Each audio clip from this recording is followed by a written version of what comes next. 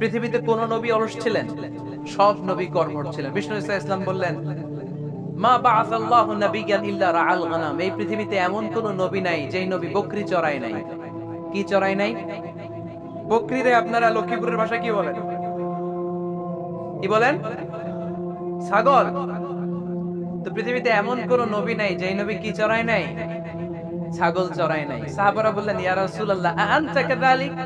আপনিও ছাগল চড়াইছেন? বিষ্ণু ইসলাম বললেন, না, আমিও ছাগল চড়িয়েছি। ওয়া ইন্নী আরআহা আলা কারারাইতি আহলি মক্কা। আমি তো মক্কাবাসীদের অল্প কিছু পয়সার বিনিময়ে তাদের ছাগলগুলোকে চড়িয়ে দিতাম। সুবহানাল্লাহ পড়বেন না? বিষ্ণু ইসলাম ছাগল চড়াতেন। ছাগল চড়ানো সহজ কাজ না কঠিন কাজ? কেন কঠিন এটা? হ্যাঁ, টেরা খুঁটি মারে। হ্যাঁ, কি করে? বসে থাকতে হয়। তো ছাগল যারা পালে তারা জানে ছাগল পালা কত কষ্ট। ওরে ডানে টান দিলে ও কই যায়? রশি ধরে বায়ে টান দিলে কই যায়? সামনে টানলে কই যায়? পিছনে টানলে কই যায়? সারা সপ্তাহ আপনি সময় পান না এটার গোসল করাবেন। ভাবলেন আজকে জুমার দিন আমিও গোসল করি, এটারও গোসল করাই। এটারে আপনি পুকুর ঘাটের নিবেন, টান দিয়েছেন, ওর বাপের কিরা ও 1 ইঞ্চিও সামনে যাবে না। ঠিক কি না? এই টেরা প্রাণী আল্লাহর কি কি মহিমা! আল্লাহ তাআলা পৃথিবীর সবচেয়ে শ্রেষ্ঠতম মানুষদেরকে ছাগল চড়িয়ে ছেড়েছেন। ঠিক কি না? মা বাআসাল্লাহু নাবিয়্যান ইল্লা রাআল গানাম। এই পৃথিবীতে এমন কোন নবী ছিল না যে নবীরা ছাগল চড়ায় নাই। আল্লাহ বুঝাতে চাইলেন ছাগল চড়ানো অনেক কষ্টের কাজ, অনেক ধৈর্যের প্রয়োজন। এখন নবীরা তোমরা ছাগল চড়াও, কিছুদিন পর ছাগলের চেয়েও টেরা জাতি মানুষ চড়াইতে হবে। মানুষের মধ্যে টেরা আছে না নাই? ভালো বললে ভালোটা বুঝে না, ডানে যেতে গেলে বায়ে যায়, বায়ে যেতে বললে ডাইনে যায়, এরকম আছে না নাই? সম্মানিত ভাইরা, সমস্ত আম্বিয়া আলাইহিমুস সালাম ওনারা কর্মঠ ছিলেন। সাইয়েদনা আদম আলাইহিস সালাম নিজ হাতে চারা গাছ রোপণ করে চাষাবাদের কাজ করেছেন। সুবহানাল্লাহ পড়েন। সাইয়েদনা ইব্রাহিম আলাইহিস সালাম চাষাবাদের কাজ করেছেন। সাইয়েদনা দাউদ আলাইহিস সালাম নিজ হাতে যুদ্ধের জন্য যে পোশাক পরতে হয়, যেটা পরলে গায়ের মধ্যে ছুরি মারলেও ঢুকে না, ওই শিরস্ত্রাণ বানিয়েছেন, নিজ হাতে তলোয়ার বানিয়েছেন। সুবহানাল্লাহ পড়েন। সাইয়েদনা মূসা আলাইহিস সালাম ছাগল চড়িয়েছেন। সাইয়েদনা মূসা আলাইহিস সালামের মেজাজ নরম না গরম? নবীদের মধ্যে সবচেয়ে বেশি মেজাজওয়ালা নবী ছিলেন মূসা আলাইহিস সালাম। উনিও 8 থেকে 10 বছর সাইয়েদনা শুআয়ব আলাইহিস সালামের এরিয়াতে ছাগল চড়িয়েছেন। চিল্লায়ে বলেন সুবহানাল্লাহ। এজন্য নবীরা যেহেতু কাজ করেছেন, কর্মঠ ছিলেন, আমরাও কর্মঠ হব। ঠিক কি না? সাহাবারাও কর্মঠ ছিলেন। বিশ্বনবীর সাহাবারাও ব্যবসা করতেন। সাইয়েদনা আবু বকরের বিশাল ব্যবসা প্রতিষ্ঠান ছিল। সুবহানাল্লাহ পড়েন। আপনারা হজ উমরা করেছেন কে কে দেখি? করছেন? মাশাআল্লাহ। যারা করে নাই আল্লাহ তাদেরকে আল্লাহর ঘর জিয়ারতের তুমি নসিব করো। বিশ্বনবীর মাকবরার সামনে দাঁড়িয়ে আমরা যেন সালাম পেশ করতে পারি, তুমি নসিব করো। বাইতুল্লাহ শরীফে এবং মসজিদ নববীতে আমরা যেন সালাত আদায় করতে পারি, আল্লাহ তুমি নসিব করো। সাইয়েদনা আবু বকর রাদিয়াল্লাহু তাআলা আনহুর ব্যবসা প্রতিষ্ঠান ছিল মক্কার কাবা ঘরের পাশেই। উনার ব্যবসা প্রতিষ্ঠানগুলো যেখানে ছিল ঠিক ওইখানে সৌদি সরকার এখন শপিং মল বানিয়ে দিয়েছে। মাতজার আবু বকর। মক্কা শহরের যেখানে বহিরাগতরা এসে ওখানে ছাগল, ওখানে ঘোড়া, উট এগুলো রাখতো, আস্তাবল রাখতো, ঘোড়া আর উট যেখানে রাখা হতো ঠিক ওই জায়গায় সৌদি সরকার ওটার পার্কিং লট বানায় দিয়েছে। মানে যেখানে আগে সাহাবাদের ব্যবসার জায়গা, ওইখানে বর্তমানে শপিং মল।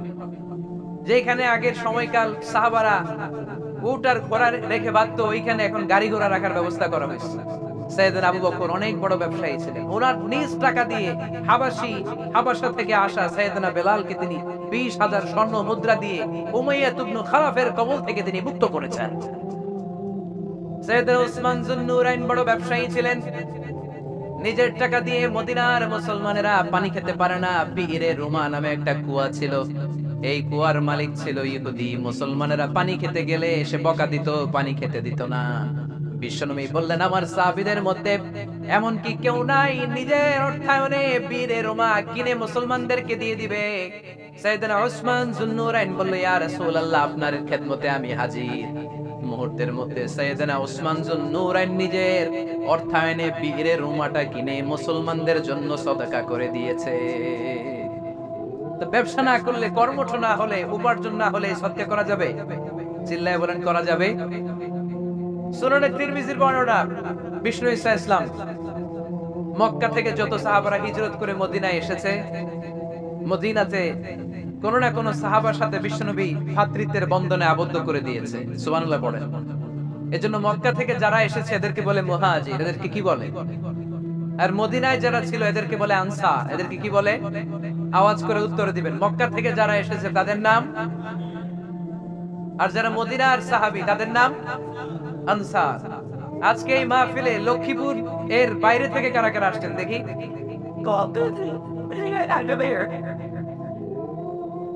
মাশাআল্লাহ মাশাআল্লাহ, অনেক আসছে। আল্লাহ ভাইদেরকে তুমি কবুল করো, হাত নামান। এই যে লক্ষ্মীপুরের বাইরে থেকে যে ভাইরা আসছে তারা লক্ষ্মীপুরের মেহমান, ঠিক কিনা? মক্কা থেকে হিজরত করে যে সমস্ত সাহাবারা এসেছিল তারা ছিল মদিনার মেহমান। বিশ্বনবী এক এক মক্কার সাহাবীকে মদিনার এক এক সাহাবীর সাথে ভ্রাতৃত্বের বন্ধনে আবদ্ধ করে দিলেন। আব্দুর রহমান ইবনে আউফ রাদিয়াল্লাহু তাআলা আনহু, ওনার সাথে ভ্রাতৃত্বের বন্ধনে যে সাহাবীকে বিশ্বনবী আবদ্ধ করে দিলেন ওনার নাম হচ্ছে সাআদ ইবনে রাবিয়া, কিনা? মদিনার অনেক বড় ব্যবসায়ী। বিশ্বনবী বললেন, ও আব্দুর রহমান ইবনে আউফ, সম্পদ ছেড়ে দিয়ে, পরিবার ছেড়ে দিয়ে, স্থাবর সব ছেড়ে দিয়ে আল্লাহ রাসূলের ভালোবাসায় মক্কা থেকে মদিনায় এসেছো। মদিনায় তোমার চিন্তা নাই, সাদ ইবনে রবিকে আমি তোমার ভাই বানিয়ে দিলাম। সাদ ইবনে রবি তোমার আপন ভাইয়ের মতো। সাদ ইবনে রবি বলল, আব্দুর রহমান, জীবনে তোমারে কোনোদিন দেখি নাই, তোমারে আমি চিনি না, তোমার নাম শুনি নাই, কিন্তু বিশ্বনবী যে তোমার দায়িত্ব আমাকে দিয়েছে, আমার চেয়ে বড় ধনী এই মদিনার মধ্যে দ্বিতীয় কেউ নাই। আজ থেকে তুমি আমার ভাই, আজ থেকে তুমি আমার কি?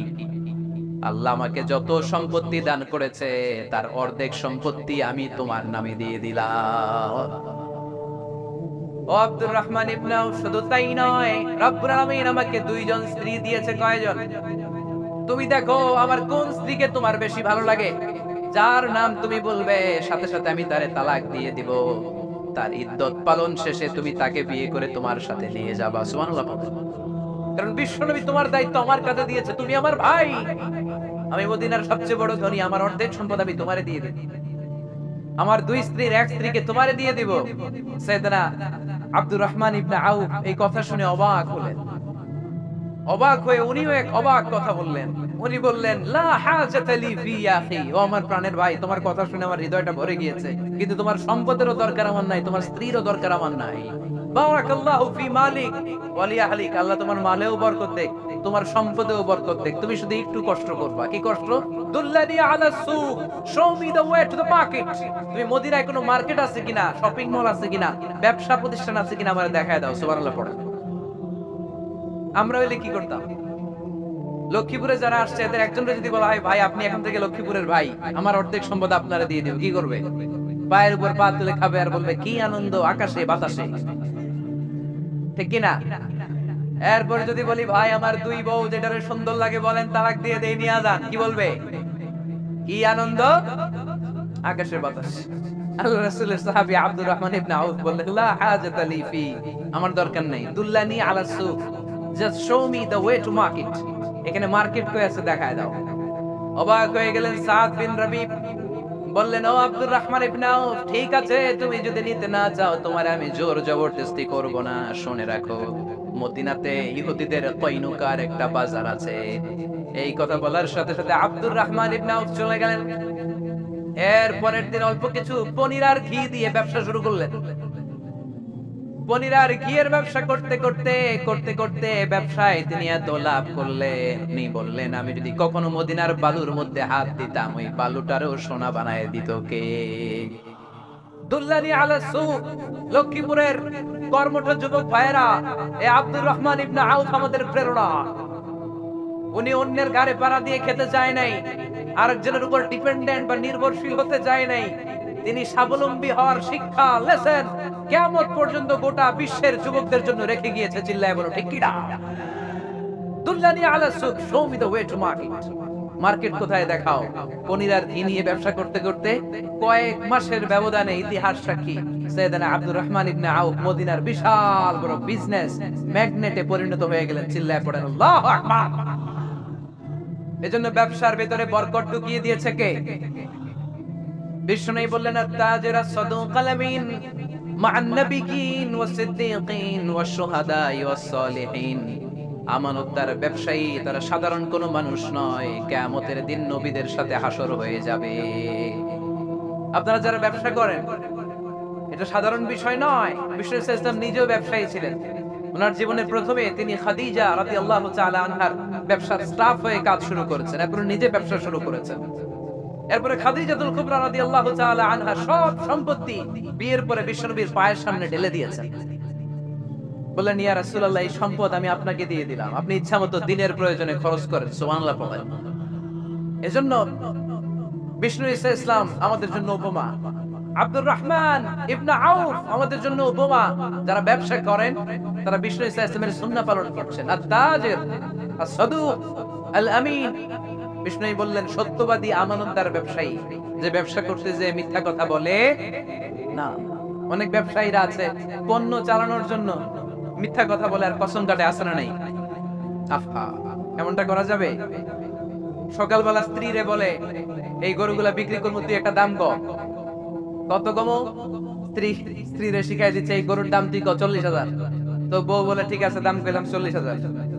তো এরপরে বাজারে যখন গরু বিক্রি করতে যায়, একজন যখন বলে যে ভাই এটা 30,000 টাকা দিয়ে কিনবো, ভাই আল্লাহর কসম সকালে একজন 40,000 দাম কইছে, আমি দেই নাই। আছে না নাই? কৌশল করে বউরে শিখাইছে, সকালে কই তুই দাম তো 40,000। তো বাজারে যায়, সকালে একজন দাম করছে, দাম করে কইছে 40,000 দেই নাই, আপনারা 30,000 কেমনে দেই? এরকম ডাকাইতে আছে না নাই? আলহামদুলিল্লাহ লক্ষ্মীপুরে এরকম লোকজন নাই। আরে নাই, আমি কই নাই, এরা কই আছে। লক্ষ্মীপুরের মানুষ খুব ধার্মিক, আমি জানি। লক্ষ্মীপুর, নোয়াখালী, ফেনী এই বেল্টের লোকজন খুব আল্লাহওয়ালা। এদের মধ্যে আল্লাহওয়ালার সংখ্যা বেশি। এখানে আলেম ওলামা বেশি, এখানে মসজিদ মাদ্রাসা বেশি। এই জন্য এই জেলাগুলোতে আল্লাহর রহমত বেশি। আল্লাহ, তুমি এই জেলার ছেলেপেলেদেরকে, এই জেলার লোকদেরকে তুমি কবুল করো, মা বোনদেরকে তুমি কবুল করো। সম্মানিত ভাইয়েরা, এজন্য আজকের মাহফিল থেকে আমরা যেটা শিখলাম সেটা হচ্ছে, পরিশ্রমে কোনো লজ্জা আছে? আমরা কাজ করে খাবো, ঠিক কিনা? Never under estimate any job. যুবক ভাইয়েরা, লক্ষ্মীপুরের যুবক ছেলেরা, শুনতেছ? এরকম আওয়াজ করতে হবে, কান খাড়া করে শোনো। Never under estimate any job. কোন চাকরিকে ছোট করে দেখা যাবে, whether it's small or big, you don't care. এটা কেয়ার করা যাবে না। ছোট্ট চাকরি পাইলে ঢুকে যাবা, বড় অফার আসলে পরে ঢুকবা। এটা ছোট কাজ, এটা হোটেলের ওয়েটার, এটা ছোট্ট স্টাফ, এটা কেরানি না। কাজ কাজই, কাজের মধ্যে কোনো ছোট বড় নাই। খেটে খাওয়া মানুষকে বিশ্বনবী অনেক সম্মান করতেন। বিষ্ণু ইসলাম খেটে খাওয়া মানুষদেরকে এত ভালোবাসতেন, বিদায় হজের মতো এত গুরুত্বপূর্ণ ভাষণও এই মেহনতি মানুষদের কথা বাদ যায়। সুবহানাল্লাহ পড়বেন না? দিনটা ছিল জুমাবার।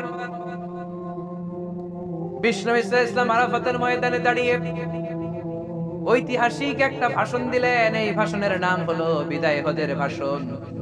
এই বিদায় হজের ভাষণেও খেটে খাওয়া মানুষের কথা বিশ্বনবী বাদ দেয় না। বিশ্বনবী বলেছেন, আরিকাকুম, খবরদার, অধীনস্থ কর্মচারীদের সাথে খারাপ আচরণ করো না। আতঈমুহুম মিম্মা তাকুলুন ওয়াকসুহুম মিম্মা তালবিসুন। খবরদার, মনে রেখো, তোমরা যা খাবে তোমাদের অধীনস্থ কর্মচারীদেরও তা খাওয়াবে, তোমরা যা পড়বে তাদেরও তা পড়াবে। বিশ্বনবী শেষ নিঃশ্বাস ত্যাগ করে যাওয়ার আগে যেই কয়েকটা কথা বলেছিলেন, তার মধ্যে মেহনতি মানুষদের জন্য কথা আছে না নাই?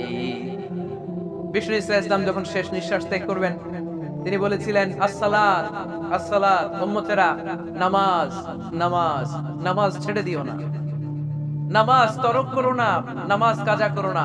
আর বলেছিলেন, ওমা মালাকাত আইমানুকুম, অধীনস্থ কর্মচারীদের সাথে খবরদার খারাপ আচরণ করো না। যারা কর্মচারীদের সাথে খারাপ আচরণ করে, যারা মানুষের কাছ থেকে শ্রম নিয়ে কাজ করিয়ে টাকা দেয় না, কিয়ামতের দিন তাদের বিরুদ্ধে মামলা দায়ের করবে কে? কে করবে?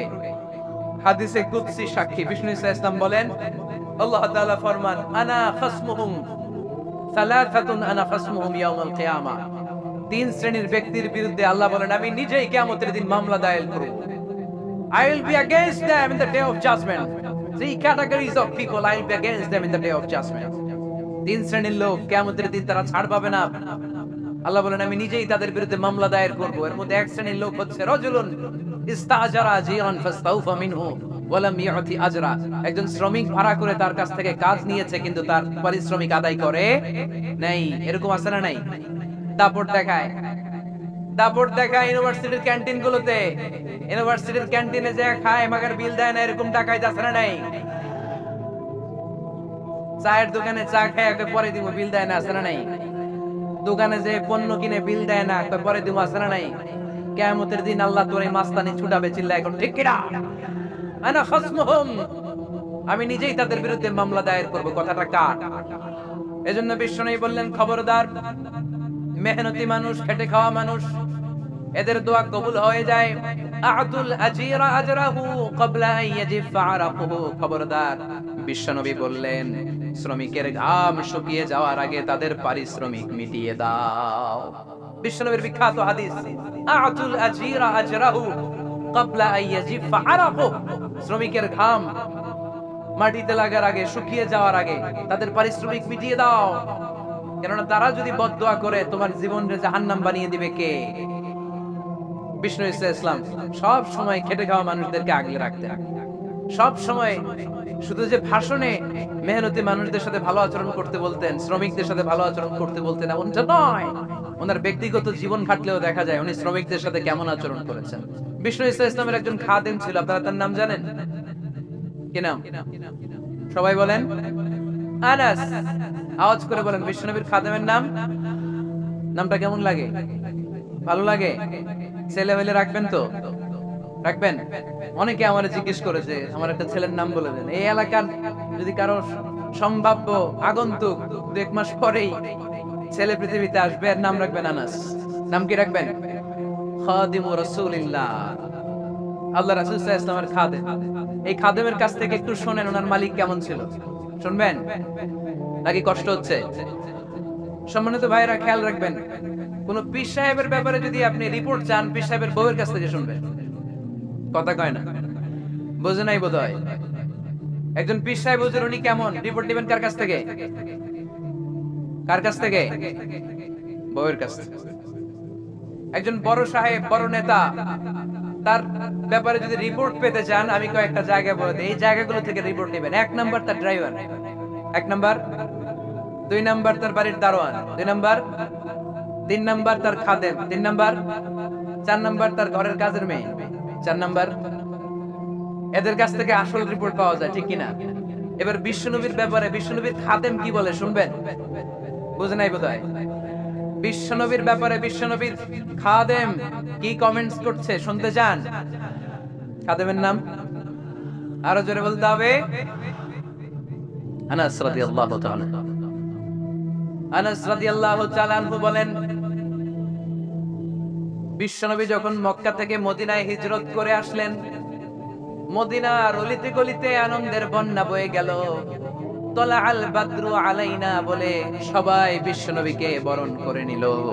সবাই বিশ্বনবীর সাথে দেখা করতে আসলো। সবাই যখন আনসারী নারী পুরুষরা দেখা করতে যায়, আমার আম্মাও বলল, আনাস, মক্কা থেকে বিশ্বনবী এসেছে, চলো তোমারে নিয়ে দেখা করতে যাই। আনাসের মা আনাস রাদিয়াল্লাহু তাআলা আনহু তখন খুব ছোট্ট। তিনি যে দেখে মানুষের ভিড়ে আনাসকে নিয়ে সামনে যাওয়া যায় না। আর তিনি দেখলেন মদিনার অলিতে গলিতে মানুষের ভিড়, আনসারী, আবাল বৃদ্ধ বনিতা, নারী পুরুষ সবাই বিশ্বনবীর সাথে দেখা করছে। আর যারাই দেখা করছে হাতে কোনো না কোনো হাদিয়া নিয়ে বিশ্বনবীর সাথে দেখা করতেছে। সুবহানাল্লাহ কইবেন না? আনসারী যত সাহাবারা বিশ্বনবীর সাথে দেখা করতে এসেছে, কি নিয়ে আসছে? কথা কয় না। তাহাদাও তাহাব্বু, হাদিয়া দাও, একে অপরকে হাদিয়া দাও। তোমাদের মধ্যে ভালোবাসার বন্ধনকে বাড়িয়ে দিবে কে? আনাসের মা বললেন, আমি মানুষ ধাক্কাতে ধাক্কাতে বিশ্বনবীর সামনে পর্যন্ত গেলাম, যে দেখি সবাই বিশ্বনবীর হাদিয়া দেয়। আমি বিশ্বনবীর সামনে যে কাঁদো কাঁদো স্বরে বললাম, ইয়া রাসূলুল্লাহ, ইয়া হাবিবাল্লাহ, লাম ইউবকি রাজুলুন ওয়ালা ইমরাআতুন মিনাল আমসার ইল্লা ক্বাদ আতহাফাকা বিতুহফা। ও নবী, আমি দেখতে পেয়েছি আনসারী এমন কোন নারী নাই, এমন কোন পুরুষ নাই যে আপনাকে আপনার হাতে কোনো না কোনো হাদিয়া দেয় নাই। ওয়া ইন্নী লা আকদিরু আলা যালিকা মা উতইফুকা বি। কিন্তু ইয়া রাসূলুল্লাহ, ইয়া হাবিবাল্লাহ, আমার কাছে তো কোনো টাকা নাই, আমার কাছে কোনো পয়সা নাই, আমার ঘরে এমন কোনো জিনিস নাই যে জিনিসটা আমি আপনারে হাদিয়া দেব ইল্লা ইবনি হাদা, আমার এই নারছেরা ধন কলিজার টুকরা সন্তান আনাস ছাড়া। ও আখিরি জামানার পয়গম্বর, আমি আমার কলিজার টুকরা আনাসকে আপনারে হাদিয়া দিয়ে দিলাম। ইয়া রাসূলুল্লাহ, মদিনার আনসারী এমন কোন নারী পুরুষ কেউ তো বাকি নাই যে আপনাকে হাদিয়া দেয় নাই, সবাই তো হাদিয়া দিয়ে, কিন্তু আমি তো হাদিয়া দেওয়ার মতো আমার কাছে কিছু নাই। আপনারা কি হাদিস থেকে নেয়া এই গল্পটা বুঝতে পেরেছেন? কথাটা শুনতেছিলেন? আনাস রাদিয়াল্লাহু তাআলা আনহুর মা বললেন, ইয়া রাসূলুল্লাহ, আনসারী এমন কোন নারী নাই, এমন কোন পুরুষ নাই যে আপনারে হাদিয়া দেয় নাই, কিন্তু আমার তো হাদিয়া দেওয়ার মতো কিছু নাই আমার এই কলিজার টুকরা আনাস ছাড়া। কি আর আমি করব? আমার কলিজার টুকরা আনাসকে আমি আপনার দরবারে হাদিয়া দিয়ে দিলাম। ইয়া রাসূলুল্লাহ, আমার ছেলেটারই আপনারে হাদিয়া দিলাম। খুদ হাদা ইয়াখদুমু কামা বাদালাক, আপনার যেই কাজ লাগবে, যেই খেদমতের প্রয়োজন আপনার এই খেদমত করবে। ও নবী, আমি জানি আনাস আপনার বেশি খেদমত করতে পারবে না। আনাস আপনার মেসওয়াক এনে দিবে, ওজুর পানি এনে দিবে, জুব্বা লাগলে জুব্বাটা এনে দিবে, ছোটখাটো কাজ করে আপনারে সাহায্য করবে। আমার কলিজার টুকরা সন্তানকে চিরকালের জন্য আমি আপনারে হাদিয়া দিয়ে দিলাম। আনাস রাদিয়াল্লাহু তাআলা আনহু বর্ণনা করছেন, আমি দাঁড়িয়ে দাঁড়িয়ে শুনছি আমার আম্মা বলছে আমি নাকি বিশ্বনবীর জন্য হাদিয়া। সুবহানাল্লাহ পড়েন। এবার খেদমত শুরু করলো সাইয়েদনা আনাস। ছোট্ট মানুষ কি আর করবে, কতটুকু খেদমত আর করতে পারবে? বিশ্বনবীর মেসওয়াকটা এনে দেয়। সুবহানাল্লাহ পড়েন। বিশ্বনবীর আতরের শিশিটা এনে দেয়, বিশ্বনবীর জাইতুনের তেলের বোতলটা আগিয়ে দেয়, বিশ্বনবীর জামাটা প্রয়োজনে বিশ্বনবীর হাতে এনে দেয়।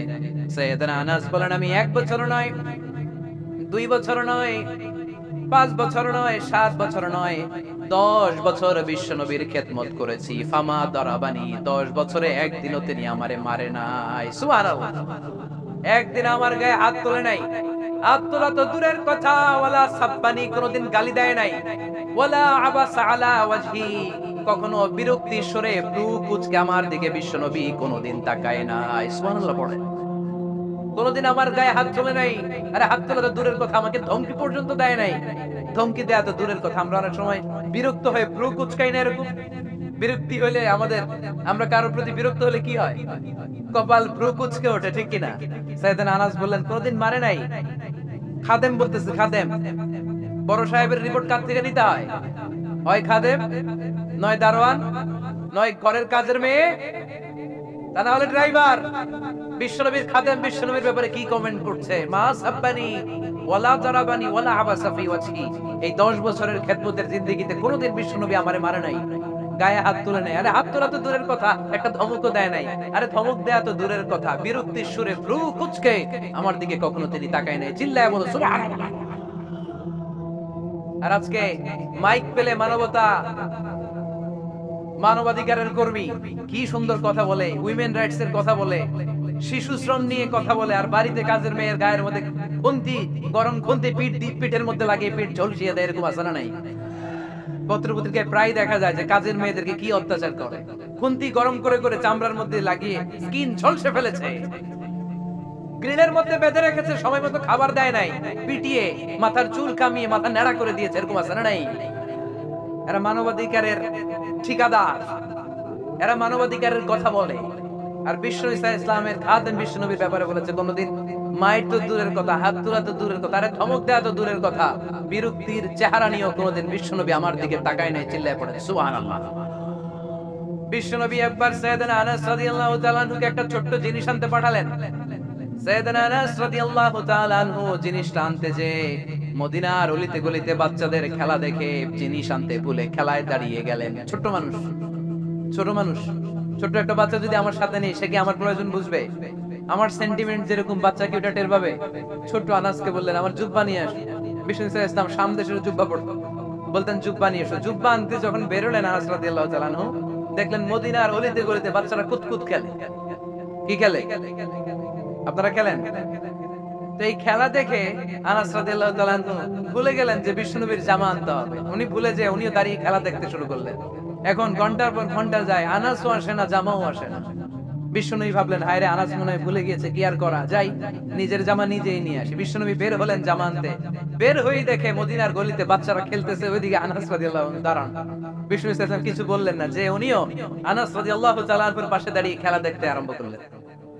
সুবহানাল্লাহ পড়বেন না? সাইয়েদনা আনাস খেলা দেখতে দেখতে দেখতে দেখতে দেখতে দেখতে হঠাৎ বিশ্বনবীর দিকে চোখ পড়ে গেছে। বিশ্বনবীর চোখের দিকে যখন সাইয়েদনা আনাস রাদিয়াল্লাহু তাআলা আনহুর চোখ পড়ে গেছে, সাইয়েদনা আনাস বলে, আমার কলিজাটা এখান থেকে এই দিকে চলে আসছে। ভয়ে। কিসে? ভয়ে। উনি বললেন, আমার গলা শুকিয়ে যেতে আরম্ভ করলো, কাঁপতে লাগলাম। হায় হায়, এখন আমার মনে পড়ছে বিশ্বনবীর জামা আনতে পাঠাইছিল, ভুলে গেছে খেলার আবেশে পড়ে। উনি বললেন, বিশ্বনবী আমারে ধমক দেন নাই, আমার গায়ে হাত তোলেন নাই, জামা আনতে পাঠাইছি, এখানে খেলা দেখতেছো এটাও বলেন নাই, বিরক্তিও প্রকাশ করেন নাই। বিশ্বনবী শুধু একটা হাসি দিয়েছেন, স্মাইল। কি দিয়েছেন? একটা মুচকি হাসি দিয়েছেন। কি হাসি? সাইয়েদনা আনাস বলে, ওই যে ওই দিনের বিশ্বনবীর মুচকি হাসির শাসন, মরার আগের দিন পর্যন্ত আমি আনাসকে সোজা রাস্তায় রেখেছি, আর ডানে বায়ে নেই না। শাসন করতে জানলে লাঠি লাগে না, শাসন করতে জানলে ধমক লাগে না, শাসন করতে জানলে পিট্টি দেয়া লাগে না। মুচকি হাসি দিয়েও শাসন করা যায় কি? যায় না। সাইয়েদনা আনাস বলেন, কোনোদিন মারে নাই, কোনোদিন ধমক দেয় নাই, সব সময় আমাকে আদর করেছে। চিল্লায় পড়েন সুবহানাল্লাহ। এজন্য সব সময় বিষ্ণু ঈসা ইসলাম শ্রমিকদেরকে ভালোবাসতেন।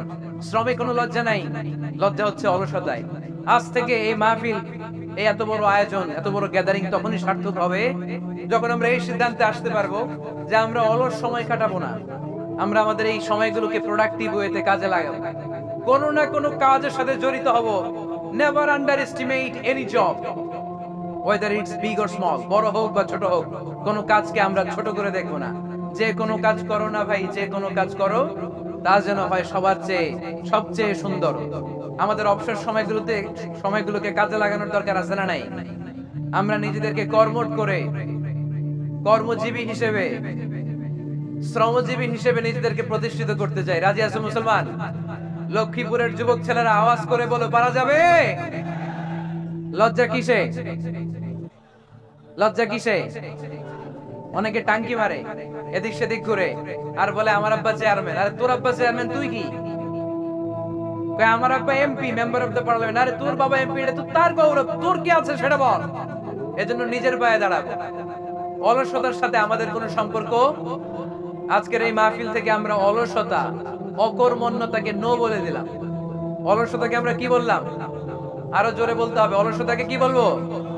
আর সব সময় কর্মঠ থাকবো, এনার্জেটিক থাকবো, নিজের পায়ে দাঁড়াবো, আইডিয়া জেনারেট করব, এন্টারপ্রেনার হওয়ার চেষ্টা করব, নতুন নতুন উদ্যোক্তা হওয়ার মাধ্যমে আমরা আমাদের নিজেদের ভাগ্য পরিবর্তনের চেষ্টা করব। কারণ আল্লাহ বলেছেন, ইন্নাল্লাহা লা ইউগাইয়িরু মা বিকাওমিন হাত্তা ইউগাইয়িরু মা বিআনফুসিহিম। আল্লাহ তাআলা ততক্ষণ পর্যন্ত সব সময় প্রশংসা করব কার? খাওয়ার সময়, ঘুমানোর সময়, মাহফিল বন্ধ করার সময়। লক্ষ্মীপুরে মাহফিল বন্ধ বন্ধ হয় নাকি? হ্যাঁ, আপনাদের লাকসামে একটা বন্ধ হয়ে গেছে আজকে। আমাকে আলোচনা করতে দেয় নাই ওখানে। তো আমি পুলিশের আইজিপি আর ডিআইজি দিয়ে ফোন দিলাম আপনাদের লাকসামের এই যে থানার ওসি কে। তো ওসি বলে, স্যার আমাদের হাতেও নাই, এটা একেবারে উপর থেকে নিষেধ। তো এরকম ঘটনা কি লক্ষ্মীপুরে ঘটে? এরা দেশে অন্যায়, জুলুম, অত্যাচার বন্ধ করতে পারে না, এরা তাফসীর মাহফিল বন্ধ করে দেয়। চাঁদাবাজি বন্ধ করতে পারে না, টেন্ডারবাজি বন্ধ করতে পারে না, জুয়ার আড্ডা বন্ধ করতে পারে না, কোরআনের মাহফিল বন্ধ করতে চায়। এগুলো কপাল পোড়া। এগুলো কি? আলহামদুলিল্লাহ আপনাদের লক্ষ্মীপুরে এরকম কপাল পোড়া টোরা নাই। আল্লাহ লক্ষ্মীপুরবাসীকে তুমি কবুল করো। মাদ্রাসাতুল বানাতের আয়োজক কমিটি অনেক চেষ্টা করেছে আপনাদের জন্য সুন্দর ব্যবস্থা করবার। গত বছরের চেয়ে প্যান্ডেল নাকি ডবল করেছে শুনলাম। ডাবল করছে, তারপরেও লোক হয় নাই, জায়গা হয় নাই। এই বছরের রমাদানে আমার প্রোগ্রাম ছিল কাতারে। তো কাতারের শাইখ বিন জায়েদ সেন্টার, ওখানকার অনেক বড় একটা কনফারেন্স হল। ওখানে বাংলাদেশ কমিউনিটি ভাইয়ের একটা প্রোগ্রাম অ্যারেঞ্জ করলো। তো বিকেলে আজকের মতো অবস্থা হয়েছে, ঢোকার সুযোগ ছিল না, টেনে হিচড়ে আমাকে ঢুকাইছে। ভিতরে ঢুইকা দেখি সর্বনাশ, মানুষের মাথা মানুষ খায়। লক্ষ্মীপুরে বলে এগুলা, হ্যাঁ, মানুষের মাথা মানুষ খায়। তো এত মানুষ, ধারণ ক্ষমতার চেয়ে 5 গুণ বেশি মানুষ, আর 10,000 লোক তাদের গাড়ি নিয়ে এসে দে রিটার্ন ব্যাক, আবার ফিরে চলে গেছে। তো এগুলো ভালো sign, it's a good sign for the victory of Quran. কোরআনের বিজয়ের জন্য এটা একটা ভালো নিদর্শন, ঠিক কিনা? এই কোরআনের আওয়াজকে, এই বিজয়কে কোনো অপশক্তি ঠেকিয়ে রাখতে পারবে না, চিল্লায় বলেন ঠিক কিনা? এই মানুষের গণজোয়ার এটা প্রমাণ করে। আজকে বিরিয়ানি টিরানি আছে নাকি? বিরিয়ানি ছাড়া এত মানুষ, বিরিয়ানি নাই, জিলাপি নাই, খেজুরি নাই, সিন্নি নাই, শুধু কোরআনের প্রেমে, একটা কিতাবের প্রেমে। চিল্লায় বলেন তো কিতাবটার নাম কি? কোরআন। তো বাংলাদেশে যারা এই কোরআনের বিরোধিতা করে তাদের খেয়াল করা উচিত, they should understand the pulse of the citizen.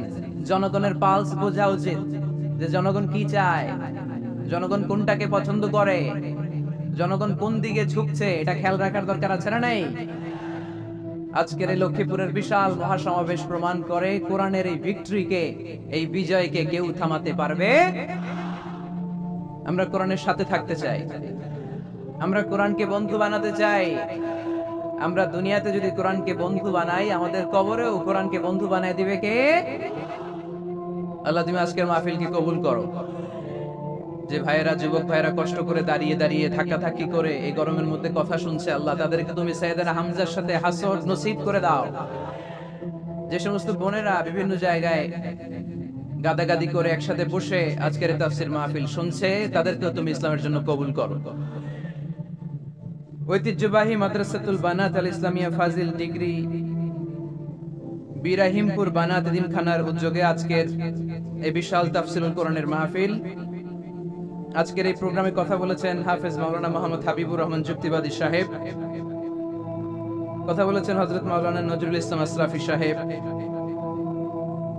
আসরের সালাতের পর থেকে আরো অনেক ওলামায়ে হযরত এখানে কথা বলেছেন। যারাই কোরআন থেকে কথা বলেছেন, নিঃসন্দেহে সত্য কথা বলেছেন, হক কথা বলেছেন। এই কথাগুলো যেন আমরা আমাদের জীবনে পালন করতে পারি, আল্লাহ তুমি তৌফিক দান করো। যেহেতু গ্যাদারিং খুব বেশি, আলোচনা হবে অল্প।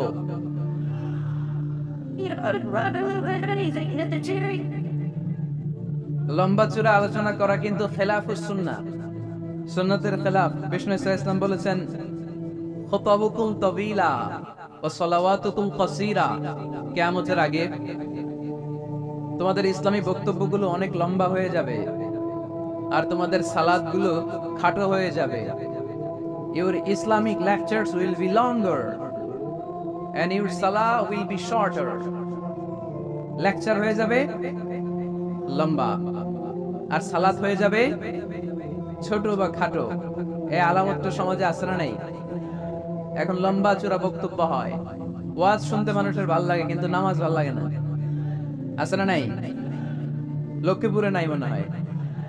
তারপরে এত ওয়াজ এই দেশে হয়, তার সব যদি কাজে লাগতো, মানে জায়গা মতো যদি ডোজ পড়তো, তাহলে তো এই দেশের মানুষ সব আল্লাহর ওলি হয়ে যেত, চোর বাটপার খুঁজে পাওয়া যেত।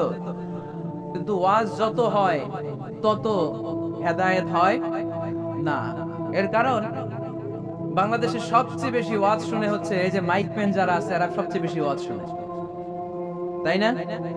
সেপ্টেম্বর থেকে এদের ওয়াজ শোনা শুরু হয়েছে, কিন্তু দেখবেন অধিকাংশ মাইকম্যান নামাজই পড়ে না। আজকের মাইকম্যানের কথা বলতেছেন, ও পরে, আজকে যেটা আসছে ওইটা পরে, কিন্তু বেশিরভাগ মাইকম্যান কি করে না, পড়ে না নামাজ। এটা প্রমাণ করে যে ওয়াজ যত হচ্ছে আসলে হেদায়েত তত হচ্ছে না। এর কারণ হচ্ছে অনেক কারণে মানুষ ওয়াজ শুনতে আসে। কেউ আসে স্লোগান দেওয়ার জন্য, কি দেওয়ার জন্য? কেউ আসে হুজুরের কণ্ঠ শোনার জন্য, কেউ আসে সমাবেশ দেখার জন্য।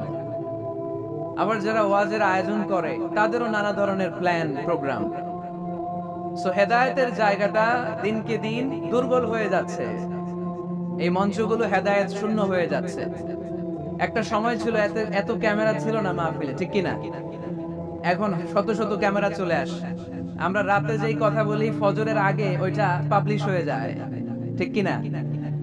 তো যেখানেই যাই আমারে ধরে বলে, হুজুর আপনারা ইউটিউবে দেখছি। কই দেখছে? আপনারা দেখছেন নাকি? আপনারাও দেখছেন?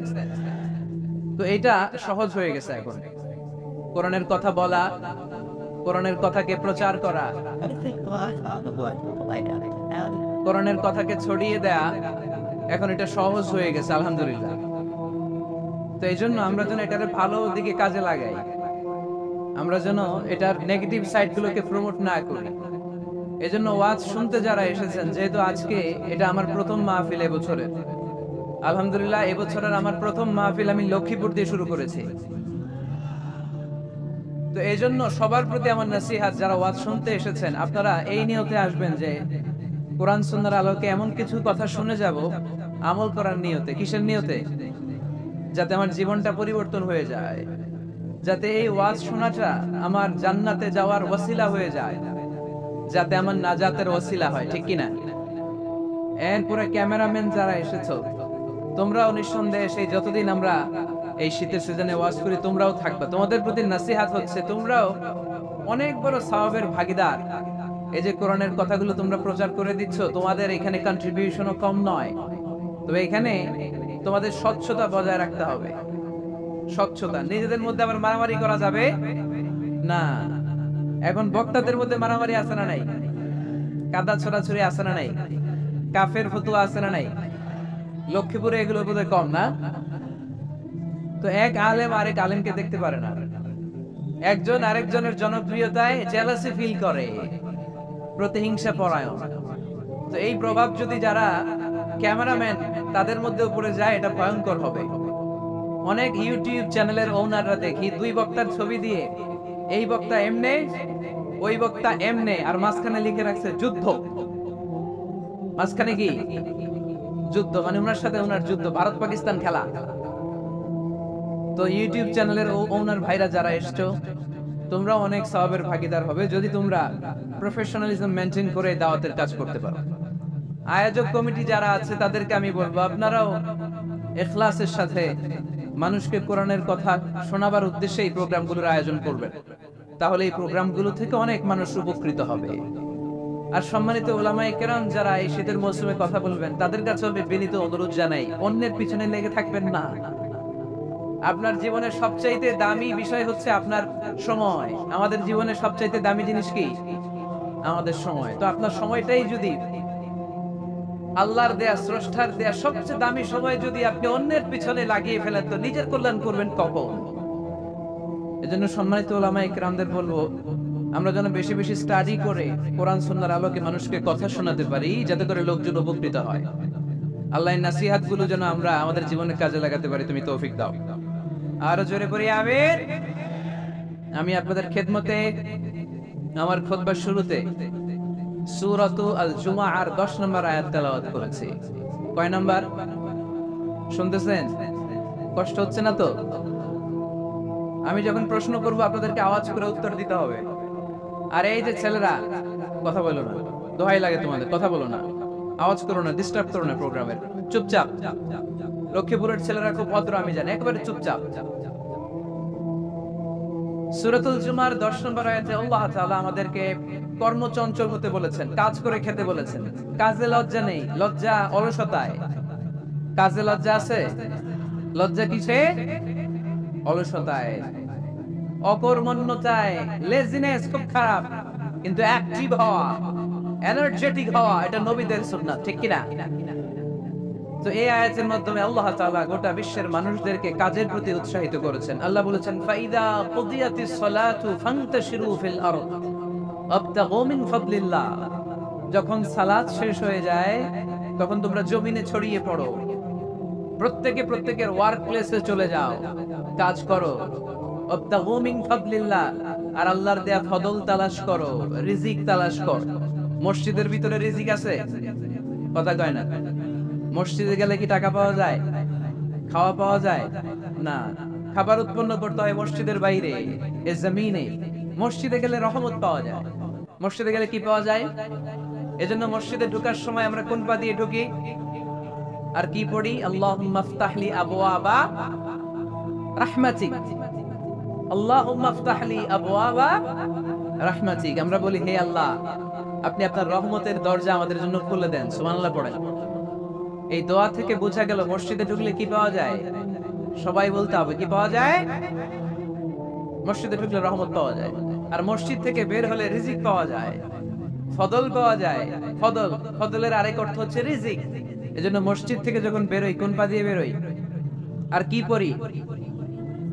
আল্লাহুম্মা ইন্নী আসআলুকা মিন ফাদলিক, হে আল্লাহ, আপনার কাছে আমি আপনার ফদল চাই, রিজিক চাই। এই ফদলের কথাই আল্লাহ কোরআনে বললেন, ফাইযা কুদিয়াতিস সালাতু ফান্তাশিরু ফিল আরদি ওয়াবতাগু মিন ফাদলিল্লাহ ওয়াযকুরুল্লাহা কাসীরান লাআল্লাকুম তুফলিহুন। সুবহানাল্লাহ পড়েন। আল্লাহ ডেকে বললেন, গোলাম যখন সালাত শেষ হয়ে যায় জমিনে ছড়িয়ে পড়ো, মসজিদে বসে থেকো না। আদেশটা কার? সালাত যখন শেষ মসজিদে বসে থাকার দরকার নাই, জমিনের মধ্যে ছড়িয়ে ছিটিয়ে পড়ো। ওয়াবতাগু মিন ফাদলিল্লাহ, আমার ফদল তালাশ করো, আমার রিজিক তালাশ করো, বেশি বেশি আমাকে স্মরণ করো। সুবহানাল্লাহ পড়ে।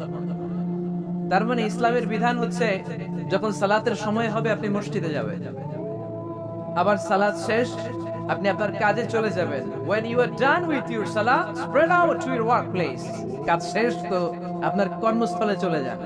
এটা হচ্ছে ইসলামের নিয়ম। নামাজের আজান যখন হবে সবাই মসজিদে ঢুকবে, সালাম ফিরিয়ে নামাজ শেষ সবাই মসজিদ থেকে বের হয়ে যাবে। শিক্ষক চলে যাবে স্কুলে, কৃষক চলে যাবে ফসলের খেতে, ব্যবসায়ীরা চলে যাবে শপিং মলে, মেম্বার অফ দা পার্লামেন্ট চলে যাবে সংসদ ভবনে। যে যার কাজের মধ্যে সে তাড়াতাড়ি ইনভলভ হয়ে যাবে। সালাত শেষ, কাজে ঝাঁপিয়ে পড়ো, আদেশটা কার? তাহলে ইসলামে ইবাদতের অ্যাটিটিউডটা বুঝতে পারছেন? কাজের সময় কাজ, নামাজের সময় আওয়াজ করে বলেন, কাজের সময় নামাজের সময়। সুন্দর হয়েছে না বিষয়টা? ফাইদা কুদিয়াতিস সালাতু ফান্তাশিরু ফিল আরদ, যখন তোমাদের সালাত শেষ তখন জমিনে ছড়িয়ে পড়ো। জমিনটাকে আল্লাহ আমাদের জন্য উর্বর বানিয়েছেন। জমিনে বীজ রোপণ করে দিলেই এখানে ফসলের ব্যবস্থা করে দেয় কে?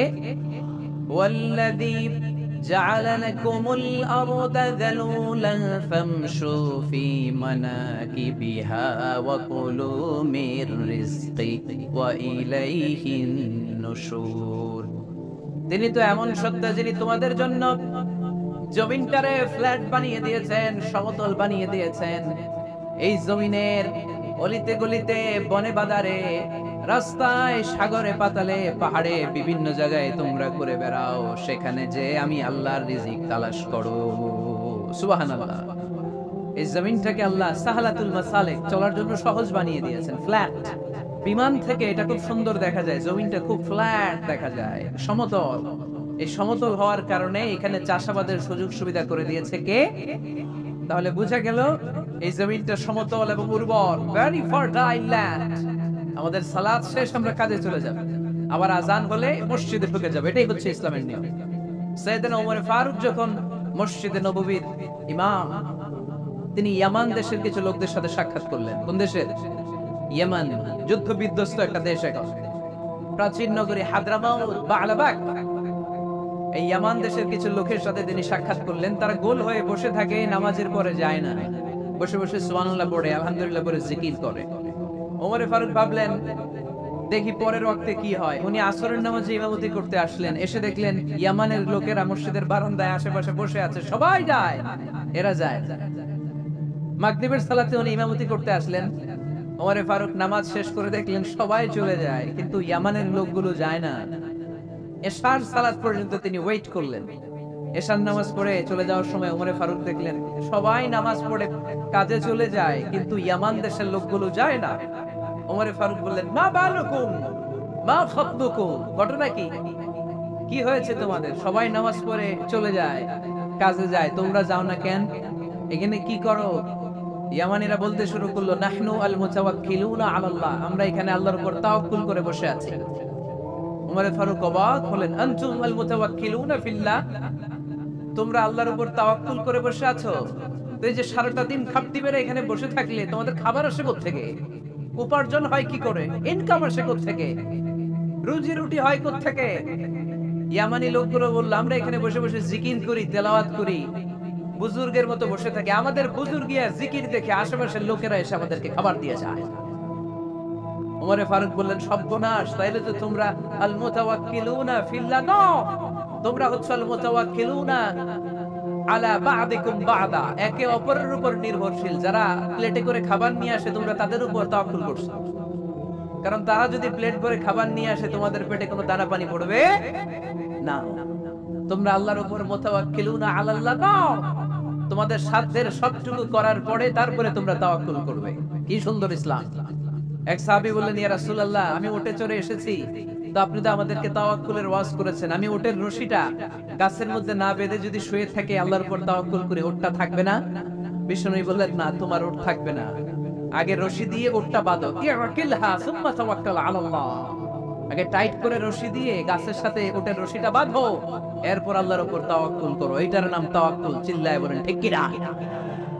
আপনার পার্টটা আপনার করতে হবে, আপনার যে রোল, এই রোলটা প্লে করতে হবে। আপনার সর্বোচ্চটুকু করার পরে আমরা তাওয়াক্কুল করি একজনের উপর। চিল্লায় বলেন তিনি কে? ওমর ফারুক বললেন, তোমরা মুতাওয়াক্কিলুনা আলাল্লাহ নাও, তোমরা বের হয়ে যাও, খবরদার এরপরে কোনোদিন তোমাদেরকে যেন এই মসজিদের মধ্যে খাপটি মেরে গোল হয়ে বসে থাকতে না দেখা যায়। কারণ ফাইদা কুদিয়াতিস সালাতু ফান্তাশিরু ফিল আরদ ওয়াবতাগু মিন ফাদলিল্লাহ, ইসলামের বিধান হচ্ছে যখন নামাজ শেষ মসজিদে বসে থাকা যাবে। চিল্লায় বলেন, বসে থাকা যাবে? যাবে না, সর্বোচ্চটুকু করে তারপরে আপনাকে বের হয়ে যেতে হবে। প্রতিদিন সকালবেলা পাখির বাসা থেকে দেখবেন পাখিগুলো খালি পেটে বের হয়ে যায়। আপনাদের এই এলাকায় পাখির বাসা আছে? কি পাখির বাসা আছে? হ্যাঁ, সব পাখি আছে। তো সকালবেলা দেখবেন পাখির বাসা থেকে পাখিগুলো খালি পেটে বের হয়ে যায়। বিকেল বেলায় পাখিগুলোর ওদর ভর্তি করে, পেট ভর্তি করে আবার পাখির নিড়ে ফিরিয়ে দেয় কে? কারণ পাখিগুলো তাওয়াক্কুল করেছে কার উপর? পাখিগুলো তাওয়াক্কুল করে যদি পাখির নিড়েই বসে থাকতো, ওদের পেটে খাবার আসতো? কথা বলেন। বিশ্বনবী এটাই বললেন, তাফদু খিমাসান ওয়া তারুহু বিতানান, তোমরা যদি পাখির মতো তাওয়াক্কুল করো, মানে আল্লাহর উপর তাওয়াক্কুল করে জমিনে বের হয়ে যাও, তোমাদেরও রিজিকের দায়িত্ব নিয়ে নিবে কে? সকালবেলা প্রতিটা পাখি না খেয়ে বের হয়ে যায়, একটা পাখির পেটের ভেতরে কোনো দানা পানি নাই, কিন্তু আল্লাহর উপর তাওয়াক্কুল করে পাখিগুলো যখন বের হয়ে যায়, বিকেল বেলা পেট ভর্তি করে, ওদর ভর্তি করে আবার পাখির নিরে পাখিগুলোরে ফিরিয়ে দেয় কে? পাখিগুলো কি আমাদের মতো খাবার জমা করে রাখতে পারে? আমরা তো 7 দিনের বাজার একবারে করে ফ্রিজে রাখি। পাখিদের ফ্রিজ আছে না? আছে। আমাদের অতিরিক্ত টাকা হলে আমরা ব্যাংকে ব্যালেন্স করে রাখতে পারি, অ্যাকাউন্ট করে রাখতে পারি। পাখিরাও তো অ্যাকাউন্ট করে রাখে না? না, প্রতিদিন না খেয়ে বের হয়। কালকে ওই পাখিটা কি খাবে, কোন জায়গা থেকে তার রিজিকের ব্যবস্থা হবে আল্লাহ ছাড়া কেউ জানে। এটার নাম তাওয়াক্কুল। এটার নাম কি? আমাদের সাধ্যের, আমাদের ক্যাপাসিটি, আমাদের ক্যাপাবিলিটির সবটুকু করে আমরা তাওয়াক্কুল করি একজনের উপর। চিল্লায় বলেন তিনি কে? এজন্য ইসলাম আমাদেরকে শিখায়, সালাত যখন শেষ বের হয়ে যাও, কাজে নেমে পড়ো। কাজে কোনো লজ্জা নাই, পরিশ্রমে কোনো লজ্জা আছে? যিনি রিকশা চালায় এতে তার কোনো লজ্জা আছে? দিনমজুর, কুলি, ঠেলা গাড়ি চালায়, ছোট্ট ব্যবসা করে, এতে কোনো লজ্জা আছে? লজ্জা নাই। খেয়াল রাখবেন, লজ্জা হচ্ছে অলসতায়। লজ্জা কিসে? বিষ্ণু ঈসা ইসলাম বলেছেন, মা আকালা আহাদুন তাআমান কাত্তু খায়রুম মিন আইয়াকুলা মিন আমালি ইয়াদি, নিজ হাতে উপার্জিত খাবারের চেয়ে, অর্থের চেয়ে শ্রেষ্ঠ খাবার পৃথিবীর কোন মানুষ কোনদিন ভক্ষণ করে নাই। চিল্লায় কোন সুবহানাল্লাহ। শ্রেষ্ঠতম খাবার নিজ হাতে উপার্জিত খাবার। ঘাম জড়িয়ে যে অর্থ উপার্জন করা হয়, যে ইনকাম করা হয়, এটা হালাল। আর হালাল খেয়ে দোয়া করলে কবুল করে কে? এজন্য খেটে খাওয়া মানুষ, শ্রমজীবী মানুষ আর মেহনতি মানুষদেরকে বিশ্বনবী খুব ভালোবাসতেন। তারা বিশ্বনবীর বন্ধু আর বিশ্বনবী ছিল তাদের বন্ধু। সুবহানাল্লাহ পড়েন। এত ভালোবাসতেন বিশ্বনবী খেটে খাওয়ার মেহনতি মানুষদেরকে। সব সময় বিষ্ণু ইসলাম তাদের জন্য দোয়া করতেন। এজন্য যারা খেটে খায় তারা কপালওয়ালা, তারা মুস্তাজাবুদ দাওয়া। তারা কি মুস্তাজাবুদ দাওয়া? মানে এমন ব্যক্তি যে ব্যক্তি দোয়া করতে দেরি হয় কিন্তু দোয়া কবুল হতে দেরি হয় না। আপনারা এখানে ব্যবসা করেন কে কে? দেখি তো হাত তুলেন তো। ব্যবসা, মাশাআল্লাহ, অনেক ব্যবসায়ী আছে তো দেখি। আচ্ছা, হাত নামান। চাকরি করেন কে কে? চাকরি, চাকরি তো অনেক করে দেখি, হাত নামান। প্রবাসী, ছুটিতে দেশে আসছেন। হুজুর আমি আছি, কই? আপনি দেখতে আসছেন? মাশাআল্লাহ। কোন দেশে থাকেন? সৌদি আরব। আলহামদুলিল্লাহ। সৌদিতে ভাল লাগে নাকি সৌদি স্বপ্নের দেশ, খাটতে খাটতে জীবন শেষ? ইনশাআল্লাহ। আচ্ছা, ইউনিভার্সিটির স্টুডেন্ট আছো কারা কারা দেখি? মাশাআল্লাহ, হাত নামাও। ক্লাস 5 থেকে ইন্টারমিডিয়েট পর্যন্ত পড়াশোনা করতেছো অথবা দাখিল আলিম পর্যন্ত, কারা কারা দেখি? মাশাআল্লাহ, হাত নামাও, হাত নামাও। একবারও যারা হাত তোলেন না এবার তারা হাত তোলেন। আপনারা কি করেন? হ্যাঁ, বেকার।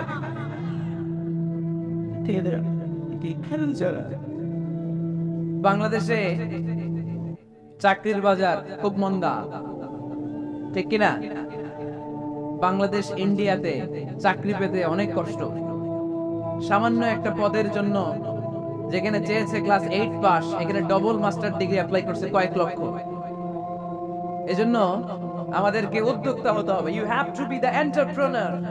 আমাদের উদ্যোক্তা দরকার, বেশি বেশি নতুন নতুন উদ্যোক্তা। নিজেই এমন আইডিয়া নিয়ে আসবে যে আইডিয়া বিক্রি করে দুর্দান্ত আইডিয়া দিয়ে তুমি পুরো দেশ কাঁপিয়ে দিতে পারবে। পারা যাবে না লক্ষ্মীপুরের ছেলেরা? আইডিয়ার অনেক দাম। You have to generate new ideas. নতুন নতুন আইডিয়া এনে মানুষ গোটা বিশ্বকে তাক লাগিয়ে দিচ্ছে। এই যে গত কয়েক বছর আগে কারের একটা রাইড চালু হয়েছে, নাম হয়েছে উবার। কি নাম? ঢাকায় যারা চলাফেরা করেন তারা হয়তো চড়েছেন। উবারের নাম শুনছেন না? এই উবার কোম্পানি কি করে জানেন? নিজেদের ব্যবসা নাই, পুঁজি নাই, পাত্তি নাই, অফিস নাই, কিচ্ছু নাই, কোটি কোটি টাকা হাতায় নিচ্ছে। Just idea, just they are generating new ideas. নতুন নতুন আইডিয়া দিয়ে গোটা বিশ্ব কাঁপিয়ে নিয়েছে একটা মোবাইল অ্যাপস এর মাধ্যমে। কিসের মাধ্যমে? Mobile apps. একটা কোম্পানি খুলেছে, গোটা বিশ্বের সব প্রাইভেট কারওয়ালারা ওইখানে রেজিস্ট্রেশন করে আপনি মোবাইলে কোথায় যাবেন, কোত্থেকে যাবেন লিখবেন, গাড়ি আপনার বাড়ির সামনে এসে হাজির। তার একটা পার্সেন্টেজ ওই উবার কোম্পানি পায়। ইউনাইটেড স্টেটস অফ আমেরিকার একটা স্টেট আছে সান ফ্রান্সিসকো, ওইখান থেকে শুরু করছে। 775টা সিটিতে ওদের অপারেশন আছে। বাংলাদেশে ঢাকাতেও আছে। আমি মালয়েশিয়াতে থাকি, ওখানেও আছে, ওখানেও আমরা চড়ি। প্রায় 63টা দেশে ওদের কাজ বাজ আছে। গত বছরে 2018 সালে ওদের প্রফিট ছিল, রেভিনিউ ছিল 11.27 billion US dollar, 11.27 US billion dollar. Just they are selling their ideas. নতুন নতুন আইডিয়া দিয়ে গোটা বিশ্ব কাঁপাচ্ছে। এই উবার যখন চালু হলো, আমি তখন মালয়েশিয়ায় শুনলাম বাংলাদেশে নতুন আরেকটা বাইরে হইছে, পাঠাও। কি নাম? এটা বোধহয় সারা বাংলাদেশ ব্যাপী হয় নাই, 3টা জায়গায়, সিলেটে, চট্টগ্রামে আর ঢাকায়। এরা আরো চালাক। বাংলাদেশের ছেলেপেলেদের মাথায় চিকন চিকন অনেক বুদ্ধি। এরা ভাবলো এই উবার দিয়ে আর আমরা কত আগাবো, আমাদের গাড়ি আরো ছোট করতে হবে। এরা মোটরসাইকেল রাইড দেওয়া শুরু করছে। জ্যামের শহর ঢাকা, চিপা চাপা দিয়া এরা আপনারা নিয়ে জায়গা মতো পৌঁছায় দেবে। তো এই যে উবারের পরে আমাদের ছেলেরা বানাইলো পাঠাও। এরপরে কত কিছু বানাচ্ছে ছেলেপেলেরা, আমি তো এগুলো দেখে অবাক। রকমারি.com নাম শুনছো? বিক্রয়.com নাম শুনছো? ঘরে বসে বসে কোটি কোটি টাকা হাতিয়ে নিচ্ছে তারা। Just they are selling their ideas.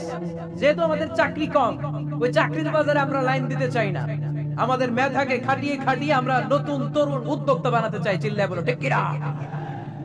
উদ্যোক্তা যত বাড়বে ততই দেশের কল্যাণ হবে। মানুষ তাদের আইডিয়াকে কাজে লাগিয়ে গোটা বিশ্বকে তাক লাগিয়ে দিচ্ছে। আমরা আমাদের সমতল ভূমিতে চাষ করতে চাই না। মালয়েশিয়াতে একটা এলাকা আছে ক্যামেরুন হাইল্যান্ড, ওরা পাহাড়ের মধ্যে চাষাবাদ করে গোটা মালয়েশিয়ার খাদ্যদ্রব্যের অভাবকে মুক্ত করে দিয়েছে। পাহাড়ের মধ্যে ওখানে ফুলের বাগান, ক্যামেরুন হাইল্যান্ড প্রায় 6000 ফিট উঁচু, প্রচন্ড ঠান্ডা। এই ঠান্ডা পাহাড়ে হিল ট্রাক্স এরিয়াতে মালয়েশিয়ার এই ক্যামেরুন হাইল্যান্ডে ওখানে আছে ফুলের বাগান, আছে ফলের বাগান, আছে চায়ের বাগান, ওখানে মধুর চাষ হয়, ওখানে শাকসবজি চাষ হয়, ওখানে অনেক কিছু চাষাবাদ হয়। ওই ফলমূল শাকসবজি দিয়ে গোটা মালয়েশিয়ার 14টা স্টেটে যত শাক সবজি ফলমূল লাগবে ওরা আঞ্জাম দেয়। আর আমরা আমাদের সমতল ভূমিতে চাষ করতে চাই না। আমরা চাষাবাদকে খুব লজ্জা মনে করি, এটা ভুল আইডিয়া। আমাদের যে এলাকা যে জিনিসের জন্য বিখ্যাত ওইটাকে আমাদের ব্র্যান্ডিং করতে হবে। লক্ষ্মীপুর কিসের জন্য বিখ্যাত? নারিকেল সুপারি।